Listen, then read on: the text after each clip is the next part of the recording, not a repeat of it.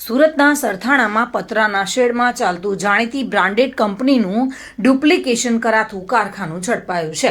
સુરતમાં વાસણ, tiles, bathroom ધોવા માટે લિક્વિડ બનાવતી બ્રાન્ડેડ કંપનીઓનું ડુપ્લિકેટ સામાન બનાવવા માટે સરથાણામાં પતરાના શેડમાં ચાલતું કારખાનું ઝડપાયું છે. મુંબઈની ટીમે સ્થાનિક પોલીસને સાથે રાખીને દરોડા પાડી 3,31,000નો સામાન કબજે લઈ એકની ધરપકડ કરી હતી. જોકે ફિનાઇલ, વાસણ, બાથરૂમ ધોવા માટે દેશની જાણીતી કંપની દ્વારા તેમની કંપનીની લીગલ કામ માટે ઓથોરિટી આપવામાં આવી હતી અને આ ફિનાઇલ કંપનીના નામ, સ્ટીકર અને કેનમાં હલકી ગુણવત્તાનો સામાન પેક કરી બજારમાં વેચવામાં આવતું હોવાની ફરિયાદ મળી હતી.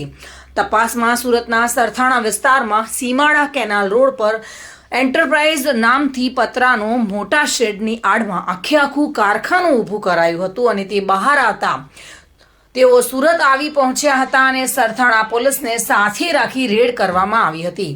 અહીંથી બનાવટી phenyl, toilet cleaner, tiles cleaner, dishwasher સહિતનો જંગી જથ્થો મળી આવ્યો હતો.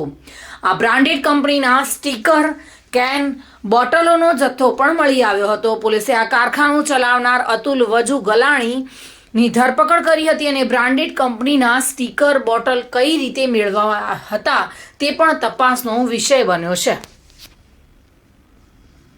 સુનિલ ગાંજાવાલા સાથે bureau report, today Gujarati news.